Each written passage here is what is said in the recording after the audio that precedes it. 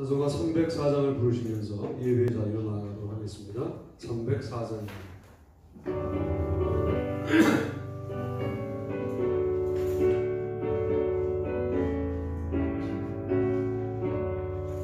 그 계신 하나님의 사랑 말로 다 영영 못하네. 저 높고 높은 별을 넘어 이 낮고 낮은 땅 위에 죄범한 영혼 구하려 그 아들 목죄를 삼으시고 죄 용서하셨네. 하나님 크신 사랑을 증량다 못하네. 영원히 변치 않는 사랑 성도여 괴로운 시절 지나가고 땅 위에 영화 쇠할 때 주 믿지 않던 영혼들은 큰 소리 외쳐 울어도 주 믿는 성도들에게 큰 사랑 우리의 죄 사했으니 그대 잊을까. 하나님 크신 사랑을 증량다 못하네. 영원히 변치 않는 사랑 성도여 찬양하세. 간절합니다. 자리에서 일어서시겠습니다.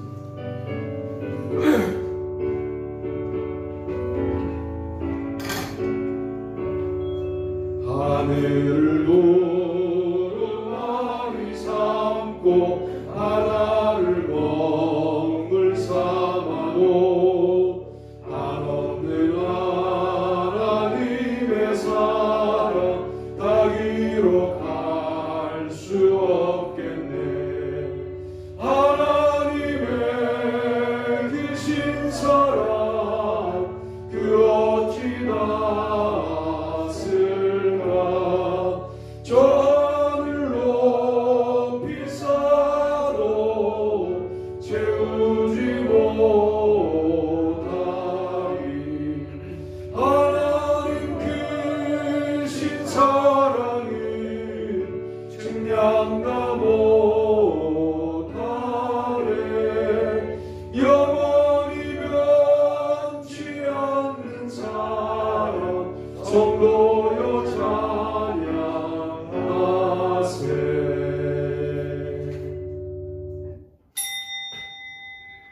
태초에 하나님이 천지를 창조하시니라. 땅이 혼돈하고 공허하며 흑암이 깊음 위에 있고 하나님의 영은 수면 위에 운행하시니라. 하나님이 이르시되 빛이 있으라 하시니 빛이 있었고. 아멘.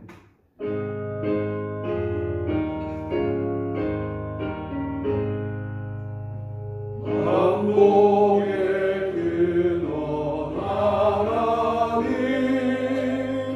온 백성 찬송 드리고 저 천사여 찬송하세. 찬송 성부 성자 성령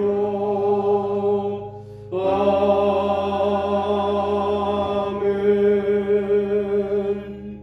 사도신경 암송하심으로 신앙 고백을 하나님께 올립니다.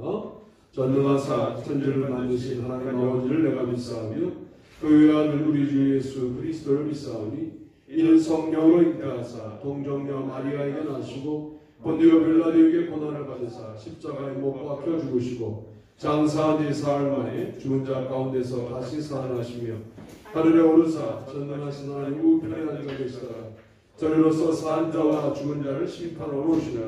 성령을 믿사오며 거룩한 공회와 성도가 서로 교통하는 것과 죄를 사하여 주시는 것과 몸이 다시 사는 것과 영원히 사는 것을 믿사옵나이다.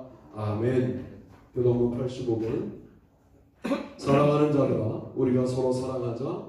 사랑은 하나님께 속한 것이니 사랑하는 자마다 하나님으로부터 나서 하나님을 알고 사랑하지 아니하는 자는 하나님을 알지 못하나니 이는 하나님은 사랑이시니라. 하나님의 사랑이 우리에게 이렇게 나타난 바 되었으니 하나님이 자기의 독생자를 세상에 보내심은 그로 말미암아 우리를 살리려 하심이라. 사랑은 여기 있으니 우리가 하나님을 사랑한 것이 아니요 하나님이 우리를 사랑하사 우리 죄를 속하기 위하여 화목제물로 그 아들을 보내셨습니다. 사랑하는 자들아 하나님이 이같이 우리를 사랑하셨은즉 우리도 서로 사랑하는 것이 마땅하다. 어느 때는 하나님을 본 사람이 없으되 만일 우리가 서로 사랑하면 하나님이 우리 안에 거하시고 그의 사랑이 우리 안에 온전히 이루어지리라. 아멘. 기도하시겠습니다. 자리에 앉으시겠습니다. 하나님 오늘도 주님 앞에 하나님을 사랑한다 고백하는 주님의 백성들이 한 자리에 모이게 하심을 감사합니다. 형편과 처지로 인하여 이 자리에 없는 사람들도 또 함께 연결하여 예배할 수 있게 된 것도 감사합니다. 하나님을 사랑하고 그리고 역사하는 믿음을 갖게 도와주시기를 소원합니다. 하나님을 사랑하면 모든 것들을 다 감당할 수 있는 능력을 하나님이 주시기 때문에 정말로 하나님을 사랑하는 아름다운 모습을 우리 가운데 회복시켜 주시기를 원합니다. 우리의 예배도 사랑의 표현되게 하시고 우리의 찬양도 사랑의 표현되게 하시고 우리의 생각도 사랑의 표현될 수 있게 도와주셔서 우리의 일상생활 모든 것들이 하나님을 사랑하는 삶이 될 수 있도록 인도하여 주옵소서. 어거스틴이 말한 것처럼 하나님을 사랑하라. 그리고 마음대로 해라. 마음대로 해도 하나님을 사랑하면 그것이 하나님의 뜻 가운데 행하는 행동이 될 줄로 믿습니다. 자유롭게 그런 하나님을 사랑하는 마음으로 또 하루를 살아갈 수 있게 도와주시고 우리의 사업도 우리의 직장도 우리의 창작의 현장도 영업의 현장도 하나님을 사랑하는 현장 될 수 있도록 인도해 주시고 오늘은 특히 예배로 모인 시간이 오니 더군다나 하나님을 사랑하는 시간 될 수 있도록 도와주옵소서. 예수 하나님께를 통하여 주님 원하시는 많은 일들 우리가 바라며 꿈꾸며 나아갑니다. 하나님 함께 해주시고 그 일을 우리가 할 자격은 없지만 주님의 능력으로 할 수 있게 인도해 주시기를 소원합니다. 우리 아들들이 군에 있습니다. 상혁이와 동현이가 군에 있습니다. 그들을 지키시고 시절이 수상하여 북한이 무슨 일만 해도 아들들이 걱정입니다. 하나님 그들이 편안하게 군 생활을 잘 마칠 수 있도록 모든 국제정세도 주님이 주관하여 주시옵기를 소원합니다. 동혁이와 진이와 또한 혜림이가 이제 시험을 준비하고 있습니다.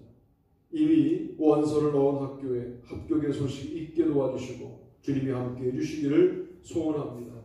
뿐만 아니라 민규, 민재, 이호, 은성이를 지키시고 어린이들이 주님 앞에 믿음으로 잘 자라갈 수 있도록 인도하여 주옵소서. 특별히 정은근 권사님을 붙들어 주시고 그 생명을 주님 불쌍히 여기시고 그 모든 몸의 조직과 상황과 흐름들을 주님이 주관하여 주셔서 다시 건강한 모습으로 예배의 자리에 나오실 수 있도록 인도해 주시기를 원합니다.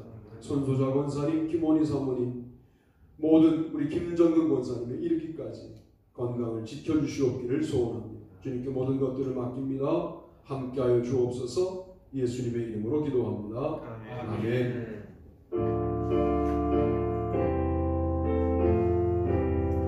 우리도 찬양으로 기도합니다.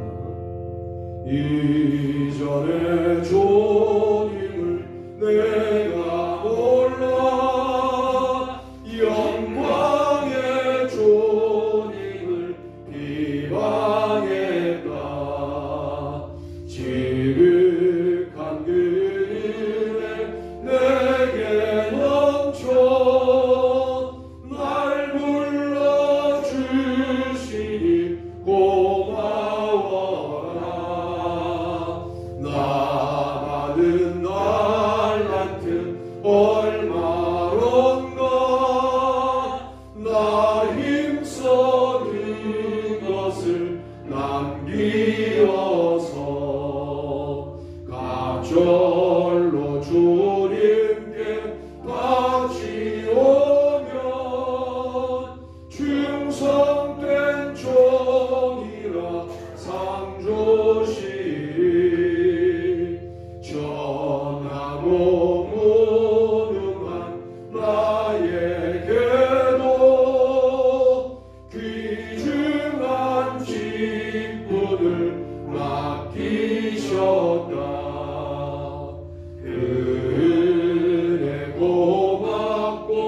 고마워라.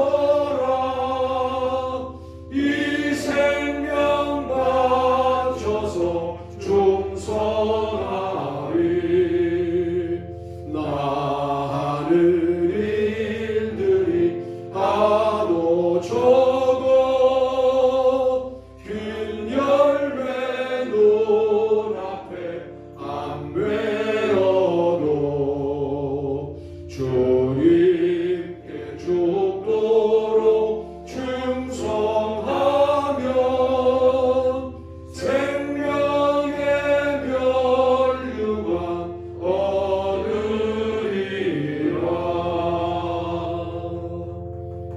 아멘. 오늘 함께 읽으실 말씀은 아가서 8장 6절로 7절 말씀입니다. 다 같이 한 목소리로 읽고 말씀을 나누도록 하겠습니다. 읽습니다. 시작. 너는 나를 도장같이 마음에 품고 도장같이 팔에 두라. 사랑은 죽음같이 강하고 질투는 수월같이 잔인하며 불길같이 일어나니 그 기세가 여호와의 불과 같으니라. 많은 물도 이 사랑을 끄지 못하겠고 홍수라도 삼키지 못하나니 사람이 위에 온 가산을 다 주고 사랑과 바꾸려 할지라도 오히려 멸시를 받으리라. 아멘. 오늘 저는 지혜 문학 혹은 지혜서를 한꺼번에 정리하는 시간으로 한번 가져보려고 계획했습니다. 어떻게 하려고 하는 거냐라고 하는 의구심이 드시겠습니다만은 이렇게 하나님을 사랑하라, 하나님을 사랑하라 하는 제목으로 말씀을 드리면서 너는 나를 도장같이 마음에 품고 도장같이 팔에 두라. 사랑은 죽음같이 강하고 질투는 수월같이 잔인하며 불길같이 일어나니 그 기세가 여호와의 불과 같으니라. 많은 물도 이 사랑을 끄지 못하겠고 홍수라도 삼키지 못하나니 사람이 위에 온 가산을 다 주고 사랑과 바꾸려 할지라도 오히려 멸시를 받으리라. 아가서 8장 6절로 7절 말씀을 본문으로 했으나 그 사랑이 대전제이고 대결론이고 그 사랑하는 마음으로 어떻게 해야 되느냐. 1번을 보시죠. 1번 읽습니다. 시작. 하나님을 찬양하라. 그것이 인생의 근본이다.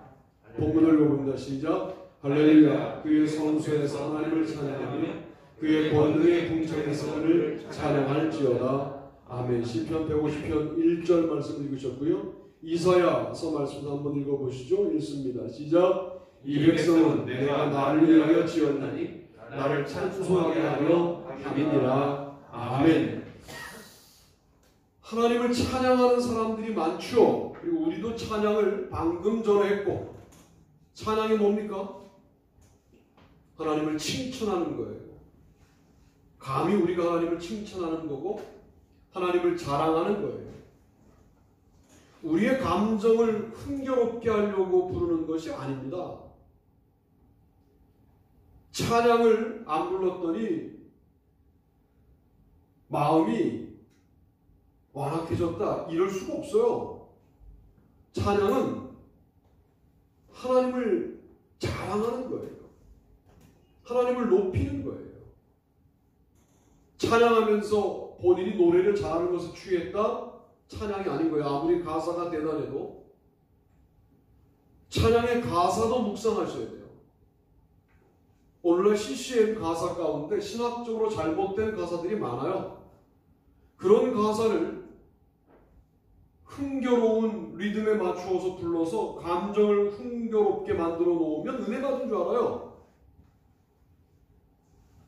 도리어 인본주의적 가사에 영향받고 있는 거예요. 그 가사 그대로 빼고 걷다가 세상적인 내용을 집어넣어도 하도 문제가 없는 리듬들이 너무나 많아요. 찬양 자체에 문제가 있다는 거라기보다는 만드는 사람과 부르는 사람들이 별로 신앙적으로 고민하지 않고 만들고 부르면 그것은 그저 노래보다도 못한 것이 될 수 있다, 그런 말씀을 드리는 거예요. 제가 방학마다 다녔던 청소년 연합 집회에 가보면 여러분 귀가 아파서 설교하러 올라갔을 때는 뒤에서 윙윙거리는 소리가 날 정도로 볼륨을 올리고 그리고 뭐 대단한 박자로 쿵쾅쿵쾅 한단 말이에요. 아이들은 거기에 흥분하고 흥분한 아이들에게 얼른 말씀을 전달하고 빠져나오는 것이 청소년 연합집회 강사들이 하는 일이에요. 생각해보면 전부 찬양을 부른 것이 아니다라고는 할지 모르지만 그 중에 찬양을 부른 사람들도 있겠죠. 정말 하나님을 찬양할 수 있다면 인생의 본분을 지키는 거예요. 인생의 근본을 지키고 있는 중이에요. 여러분 그런 경우도 없으십니까? 그저 음도 맞지 않는 나의 목소리로 찬양을 읊조리는데 울컥하던 경험들 없으세요? 우리 교회는 여러분들에게 감정적으로 흥분할 만한 밴드를 제공할 수 없어요.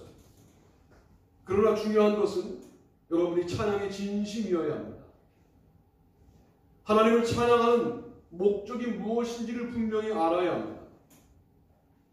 이 백성은 내가 나를 위하여 지었나니 나를 찬송하게 하려 함이니라. 이사야 43장 21절. 이 말씀이 대단히 중요한 말씀이에요. 내가 나를 위하여 지었다. 하나님을 위하여 찬양하는 거예요. 그리고 하나님을 높이는 겁니다.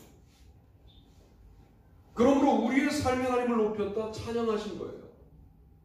지금 예배 가운데 하나님을 높이고 있다. 찬양하시고 계신 거예요. 이어 부르는 찬양, 연속으로 부르는 찬양, 거기에 춤, 우린 이렇게 은혜를 경험했기 때문에 그런 것만 찬양인 줄 알아요.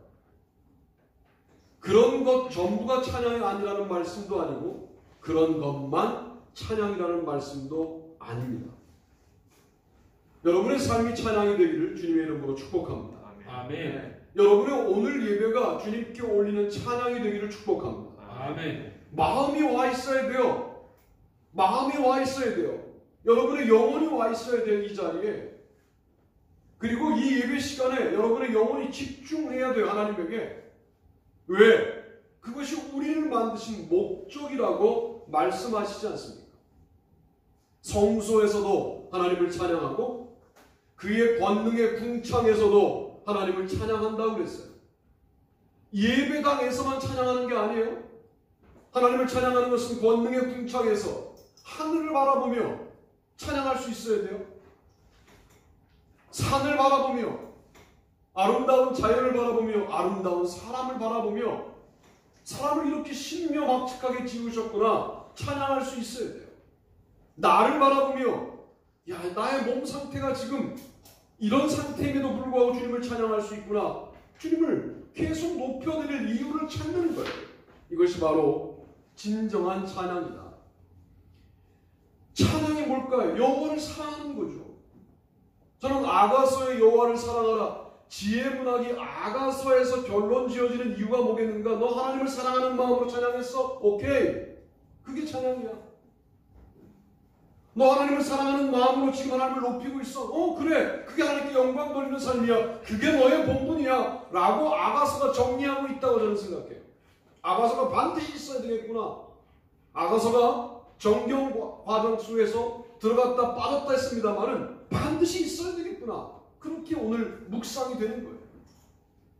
목사님, 하나님을 사랑하지 않고도 찬양할 수 있습니까? 그럼요. 인간이 얼마나 악한데요. 하나님을 사랑하지도 않으면서 사랑하는 척하고 찬양할 수 있고 그리고 나의 기분에 취해서 찬양할 수 있다는 사실을 기억할 필요가 있어요. 여러분 그거는 찬양이 아닙니다. 본인이 찬양 인도를 잘하고 있는 데 취해서 여러분 멋있죠? 이렇게 말하면 그 순간 하나님에게 초점이 있었던 모든 찬양이 인간으로 바뀌는 거예요. 제가 설교하면서 지금 설교 잘하죠? 이렇게 말하면 하나님의 말씀을 전달해야 될 이 시간이 인간을 예배하는 시간이 되어버리는 겁니다. 철저하게 하나님을 사랑하는 마음으로 찬양할 수 있겠는가? 이 질문은 단순한 질문이 아닌 거죠.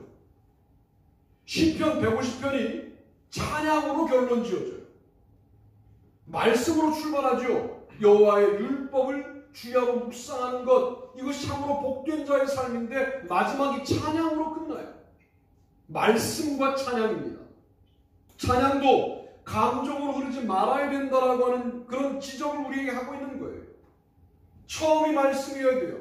그리고 마무리가 찬양이어야 된다는 말씀을 시편 전체에 하고 있는 거예요. 말씀이 없는 찬양, 감정으로 흐를 가능성이 많아요. 찬양이 없는 말씀, 이성으로 흐를 가능성이 많아요. 그래서 말씀과 찬양이 같이 가야 이성과 감성이 주님을 찬양하는, 주님을 사랑하는 그런 모습으로 나아갈 수가 있는 것 아닙니까? 그의 능하신 행동을 찬양하며 그의 지극히 위대하심을 따라 찬양할지어다. 시편 150편 2절. 그 사람이 이단인지 뭔지 모르겠어요. 젊은 전도사 하나가 요즘에 뭐 병든 자들을 고치고 뭐 어떤 목사님을 자신의 스승이라고 말하면서 하고 있는데 뭐 다른 건 모르겠고, 제가 나름대로 고민하면서 지금 바라보고 있는 것은 뭐냐면 하나님을 정말 사랑하더라고요. 하나님을 정말 사랑하는데 어느 정도로 사랑하느냐? 하나님을 높입니다 할 때 정말 높이는 거예요.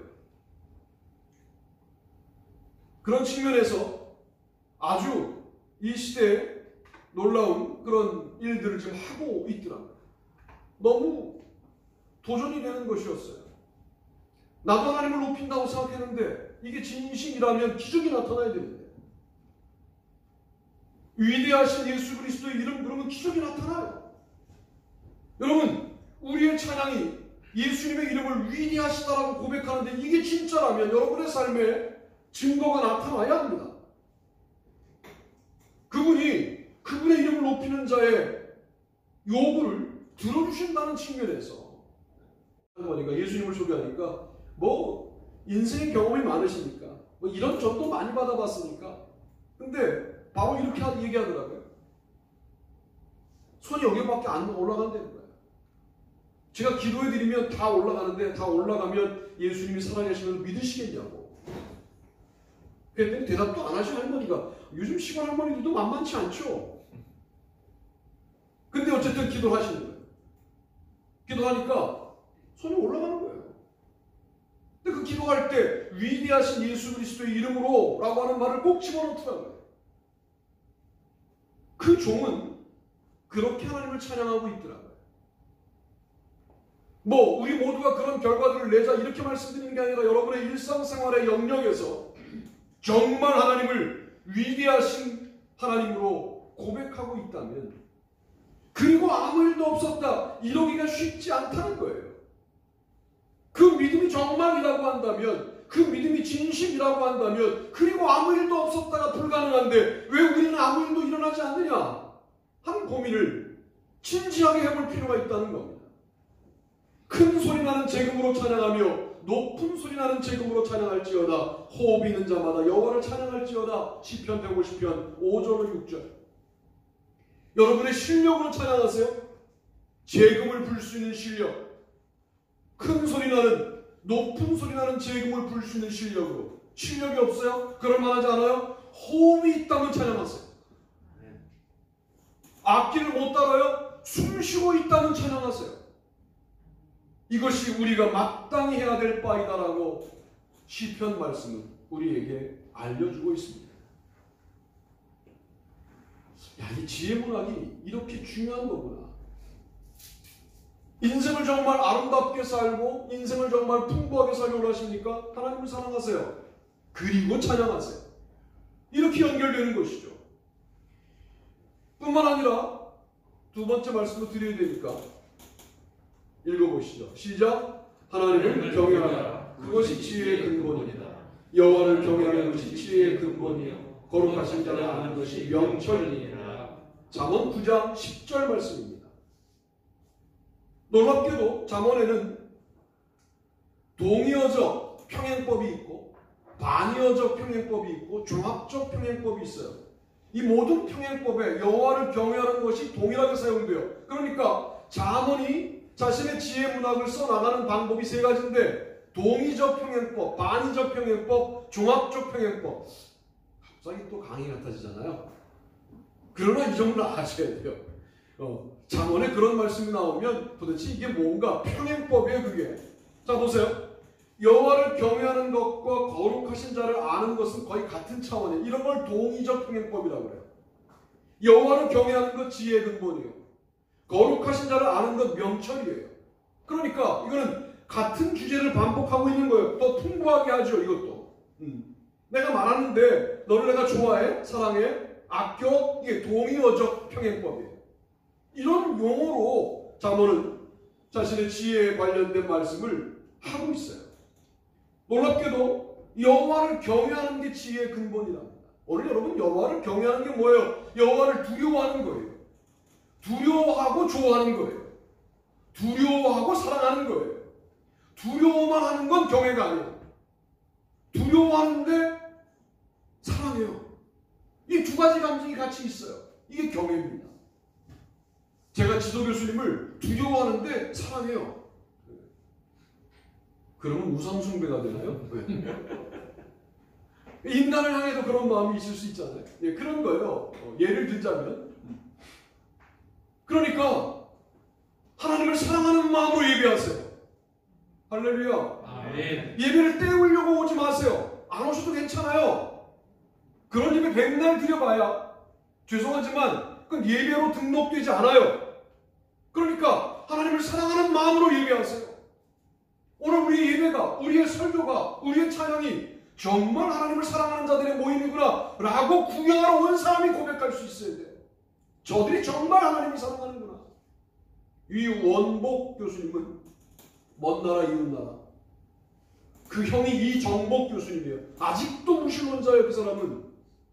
그런데 판넨베르크라고 하는 신학자를 부심으로 정했어요. 자기는 철학을 공부한 사람인데 철학과 신학이라고 하는 학문 분과가 있어요, 독일에. 그러니까 철학을 공부하는데 궁극적으로 맨 마지막에는 죽음의 문제를 철학적으로 고민할 수밖에 없고 절대자의 문제를 고민할 수밖에 없어서 철학과 신학이라고 하는 전공 분야를 정했어요. 그랬더니 부심으로 누가 들어왔느냐? 신학자 중에 상당히 괴팍한 판넨베르크. 독일 사람처럼 독일어를 못하면 박사학위를 안 줘요, 그 사람은. 그래서 판넨베르크 제자가 한국에 많지 않아요. 그 사람한테 걸린 거예요. 그 사람이 뭘 요구했느냐? 칼발트의 키르클리히의 도그마틱, 교회 교의학을 읽고 나랑 토론하자. 이게 부심 과제였어요. 참고로 말씀드리면 저도 몇 페이지 못 읽어봤어요. 독일어로.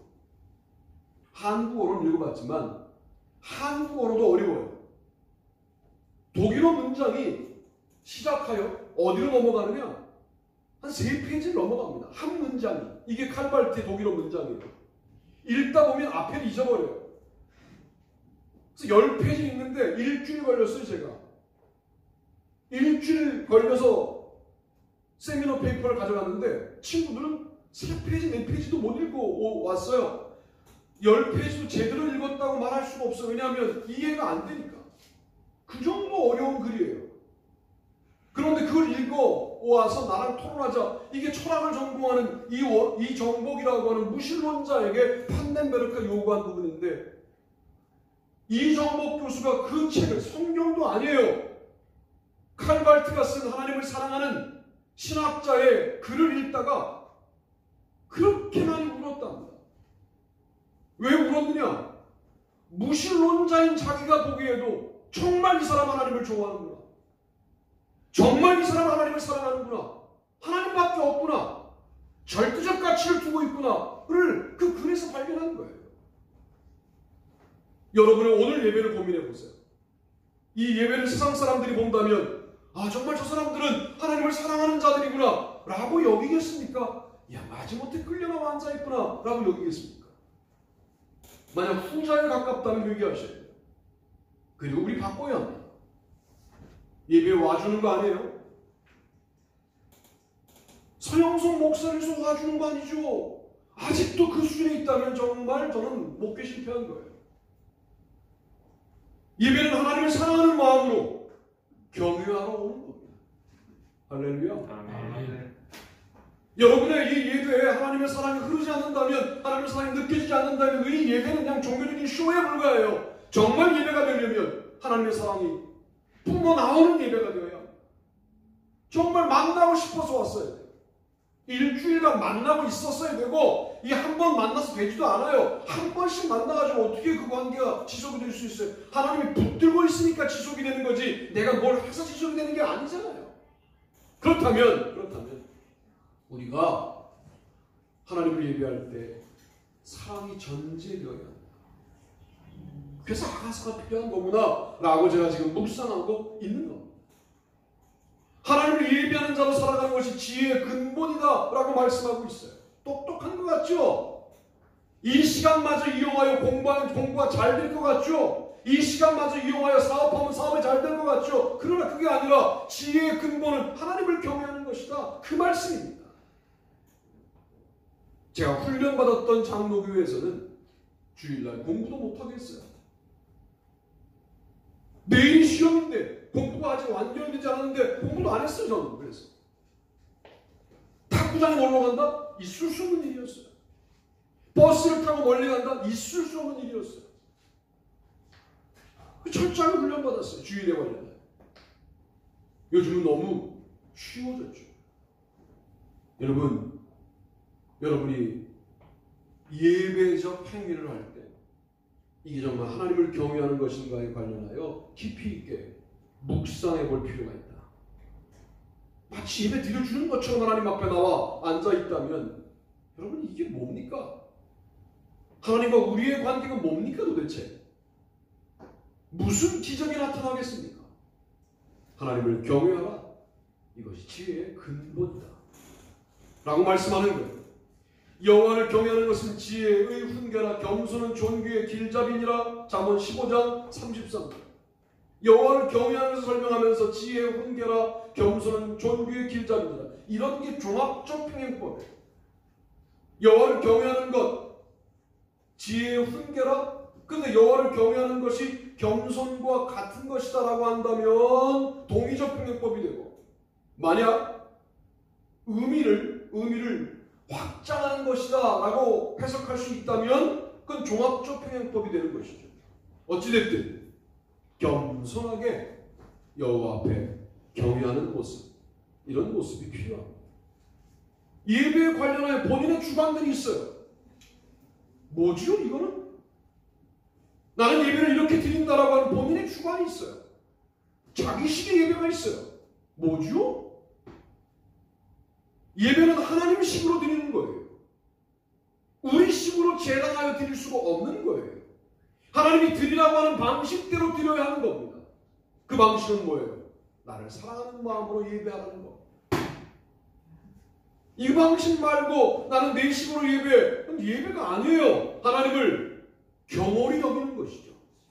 경배가 아니에요. 그거는 진정 주님을 경배한다면 그런 식으로 예배하는 게 아니라 하나님이 요구하는 나를 사랑하는 마음으로 나를 경외해달라고 하는 그 방식을 떠나지 말아야 합니다. 이것이 바로 여호와를 경외하는 것이죠. 여호와를 경외하는 것이 지식의 근본이거늘 미련한 자는 지혜와 훈계를 멸시하느니라. 잠언 1장 7절. 이런 게 반의적 평행법이에요. 여호와를 경외하는 것과 미련한 자는 반대견이기 때문에 확실한 얘기예요. 그래서 가치 있는 것을 말하고 거기에 반하는 가치를 설명하면서 가치 있는 부분을 더욱더 부각시키는 이런 방법으로 지혜를 서술하고 있다, 그런 말이에요. 어찌되었든 오늘 우리는 여호와를 경외하는 일을 여호와를 사랑하는 마음으로 감당해내야 합니다. 그래서 의무감이 되지 말라는 말씀을 드리는 거예요. 예배당에 가야만 해. 이 믿음이 좀 아쉬워요. 가는 게 기뻐요. 제가 여러분들 앞에 설교를 준비하고 설교하는 일이 의무감이면 이거 되겠습니까? 그 예배가 되겠습니까? 의무감이 아니어야 돼요. 내가 누구랑 연애하는데 의무감으로 연애할 수가 있습니까? 있을 수가 없는 일이죠. 헤어져야죠. 하나님과 헤어질 수도 없고, 근데 의무감으로도 예배를 드려야 되고, 이게 의무감으로도 예배를 드려야 한다는 것이 큰 교회를 유지하기 위한 그런 논리예요. 그러나 그건 예배가 아닙니다. 교회를 유지하는 논리가 될 수 있을지 모르지만 그것은 예배가 아니에요. 예배는 정말 주님을 사랑하는 마음으로 하나님을 경외하는 거예요. 그 일이 기다려지고 매일 경외하고 매 순간 경외하고 그리고 공적으로 모여서도 경외하고 하는 일이 오늘이 되어야 하는 것이죠. 그런 교회가 되기를 주님의 이름으로 축복합니다. 아멘. 마지막 세 번째로 읽어보시죠. 읽습니다. 시작. 하나님을 기억하라. 그것이 충만의 근본이다. 너는 청년의 때 너의 창조주를 기억하라. 곧 권고한 날이 이르기 전에 나는 아무나게 없다고 하는 일이 가깝기 전에 해와 빛과 달과 별들이 어둡기 전에 비 뒤에 구름이 다시 일어나기 전에 그리하라. 아멘. 전서 12장 1절로 2절 말씀입니다. 여러분, 하나님을 기억하는 거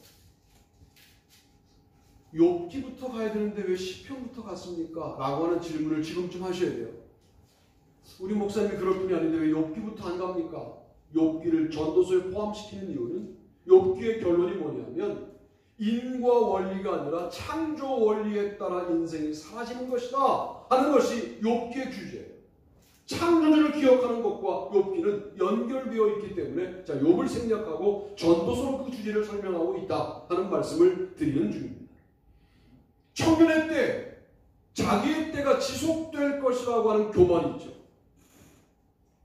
여러분, 청년의 때라는 게 그래 뭐 한 20대 뭐 그때까지 이렇게 생각하시면 안 돼요. 지금도 우리가 청년의 때를 살고 있는 지점들이 있어요. 뭐냐면 우리 집안의 이 안전함이 지속되겠지라고 믿고 있는데 하나님이 주시는 은혜가 아니라 그저 내가 확보해 놓은 안전의 능력을 믿고 있다면 지금 청년의 때를 살고 있는 거죠.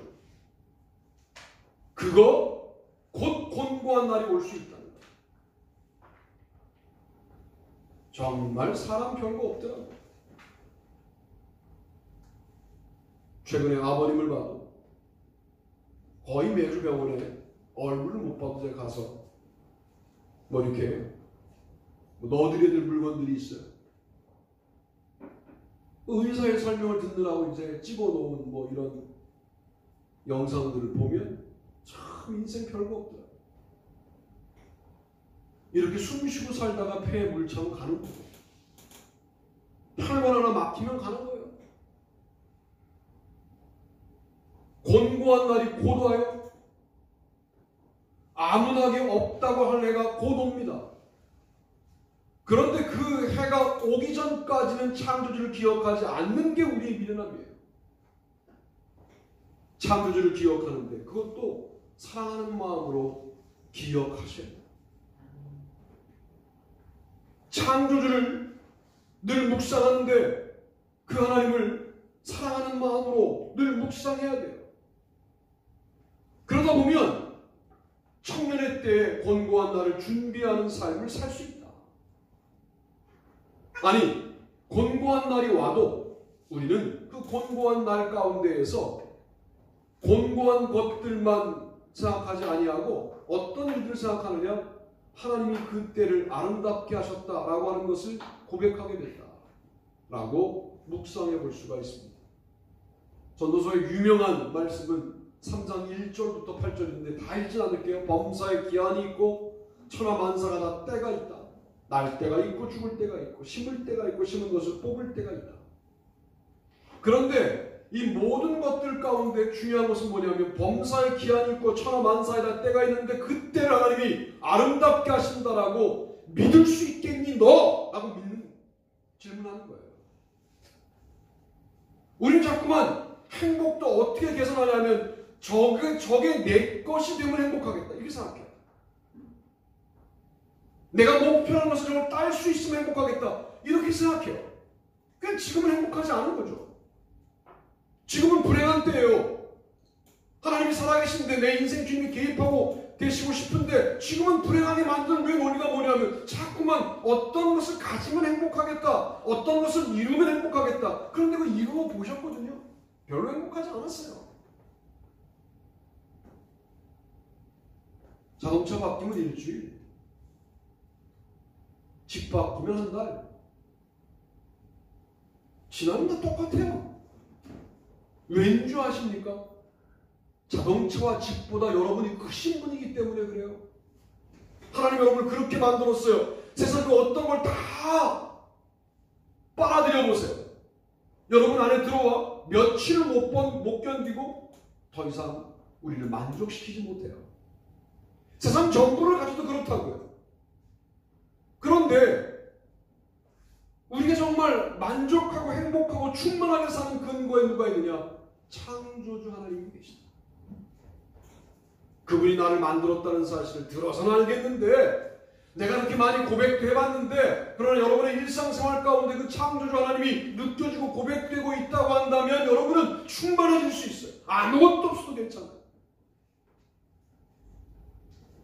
창조주 하나님이 나를 섭리하고 나를 돌보시고 계시다는 것이 기억되고 기대가 되고 지금 경험되고 있다고 한다면 어떻게 충만하지 않을 수 있습니까? 참새 2마리가 팔리는 것도 주님이 결정하셔야 팔린다는 거예요. 이 말을 바꿔 말하면 참새 2마리의 삶에도 창조의 섭리는 지속되고 있다는 말씀이에요. 하물며 너희일까 보냐? 나는 너희들의 머리털까지 다 세신 바 되었다라고 하나님이 오죽 답답하며 말씀하시겠어요? 아니, 어저께 봤던 참새를 오늘 보면서도 내가 살아있는 걸 못 느끼니 그러면 너 돌대가리지. 이 말은 제 용어가 아니라 김동호 목사님이 손자 혹은 자식을 낳아보면 하나님이 살아계시다는 것을 느낄 수 있다는 거예요. 그렇게 자식을 낳으면서도 신비로운 일들을 경험하면서도 하나님의 살아계심을 경험할 수 없다면 그건 돌대가리다. 이렇게 말씀하시죠. 어제 봤던 풀을 오늘 또 보고 어제 봤던 나무를 오늘 또 보는데 하나님의 섭리가 지속되고 있다는 사실을 느낄 수 없다면 우리는 정말 머리가 나쁜 겁니다. 그 하나님이 여러분의 머리털을 다 세셨다. 그 하나님이 여러분의 때를 아름답게 하셨다는 거예요. 이미. 근데 왜 불행하다라고 코스프레 하십니까? 창조주가 솔직히 말하면 안 믿어지는 거 아닙니까? 나를 만드셨다는 사실을 강요하여 말을 했지만 이게 믿어지지 않는 거 아닙니까? 이게 믿어진다면 우리가 이럴 수 없는 거죠. 하나님에 대한 기억도 하나님을 사랑하는 마음으로 유지할 수 있어야 합니다. 전도서는 그러니까 아가서를 기반으로 하여 해석되어야 한다 하는 것이 오늘 저의 주장이에요. 아가서에 하나님을 사랑하는 그 많은 표현들, 그 많은 표현들 가운데 제가 정말 좋아하는 표현은 뭐냐면 이런 거예요. 하나님을 사랑하는 모습으로 표현하는데 이렇게 말하죠. 어여쁘고 화창하다. 이렇게 말합니다. 사실은 어여쁜 거는 외모고요. 화창한 건 날씨이기 때문에 함께 표현하면 안 되는 거예요. 아가서에서 1장 15절 17절에서 어여쁜데 화창하시다는 거예요. 하나님은 맑은 아름다움이 있어요. 판무파타, 옴무파타. 파타는 파탕이야. 아름다운데 치명적이에요. 아름다운데 어두워. 세상적인 아름다움이죠. 어여쁘고 화창하다. 이게 하나님의 아름다움이에요. 어여쁜데 맑으세요. 여러분에게 뭐 내가 십자가를 줬으니 뭐 너 목숨을 바쳐라 이런 계산 안 하세요. 바보스럽게 여전히 우리를 사랑하세요. 맑으세요. 어여쁜데 아무 흠이 없다. 어여뻐서 흠이 있어도 용서한다. 이런 사람이 아니고 어여쁜데 완전하다는 거예요. 아름다우신데 완전하시다. 아가서 재밌어요. 어여쁜데 곱고 당당하다. 그럼 당당함은 어여쁘진 않아요. 무섭지. 아, 그 사람 당당해. 접근하기가 어려워. 이렇게 되죠. 그러니까 어여쁜데 당당해. 이 하나님의 모습이에요. 아가서를 연구했던 사람들이 그 어여쁨에 관련해서 왜 화창함과 또 흠이 없음과 당당함과 연결하여 깊이 있게 묵상을 안 했는지 모르겠어요. 그 어여쁨은 단순한 우리가 말하는 아름다움을 넘어선 아름다움이에요. 그 어여쁘신 하나님을 기억하는 일, 찬양하는 일, 이것이 바로 지혜문학에서 근본을 아는 자들의 삶의 모습이다 라고 말씀하고 있습니다. 전 여러분의 삶이 근거와 근본을 알고 있는, 특별히 여기서 지혜의 근본이다 할 때 근본은 태초에라는 단어와 같은 의미예요. 지혜의 출발이다 말이에요. 지혜의 시작이다 그 말이에요. 그런 아름다운 경험을 하시게 됩니다. 주님의 이름으로 축복합니다. 다 자리에서 일어나시겠습니다. 찬송가 497장 부르시면서 준비하신 예물 마치시고 제가 축도함으로 예배를 마치겠습니다. 497장.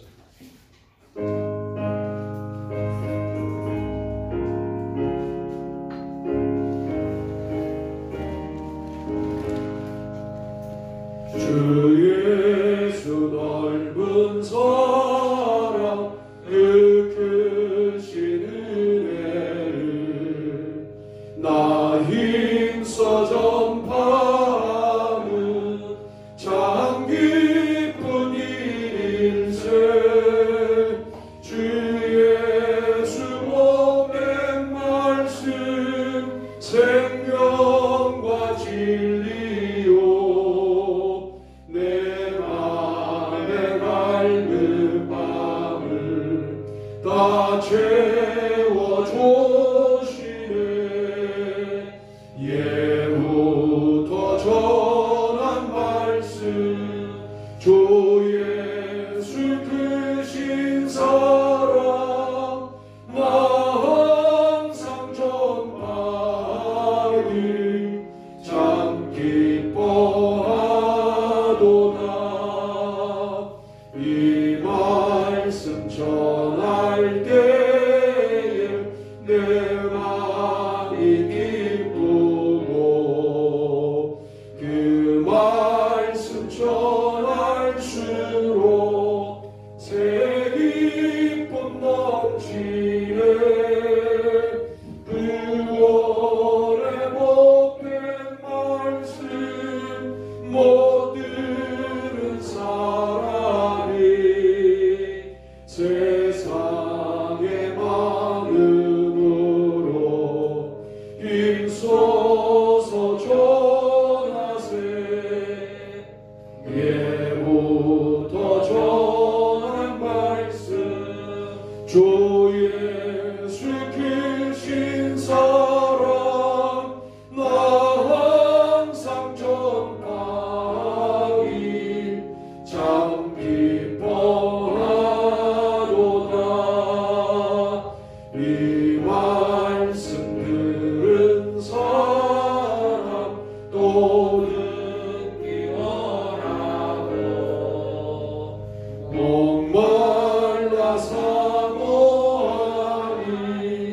그 말씀 진리라 그 나라 영광 중에 나 부를 새 노래 예부터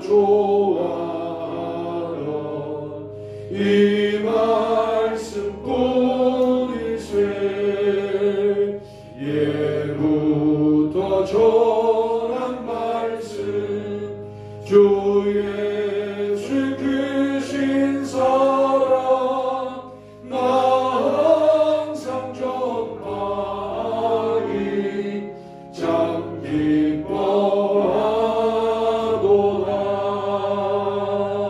기뻐하도다. 기도합시다. 하나님 오늘도 주님 앞에 예배하며 예물을 드린 또 마음을 드린 손길들을 기억하시고 또 한 주간 승리하게 하시고 또 한 주간도 예배를 쉬는 삶이 아니라 일상의 공간에서 하나님을 예배하는 귀한 삶을 살 수 있도록 능력 주시기를 원합니다. 이들의 삶 가운데 주님이 축복하셔서 하는 일들이 잘 되게 하시고 하는 일들 속에서 하나님의 섭리하심과 때를 아름답게 하심을 고백할 수 있도록 인도하여 주옵소서. 이제는 우리 주 예수 그리스도의 은혜와 하나님 아버지의 무한하신 사랑하심과 선하님의 축복하시는 역사가 우리 모두들 위해 영원토록 같이 하시옵기를 간절히 축원하옵나이다. 아멘.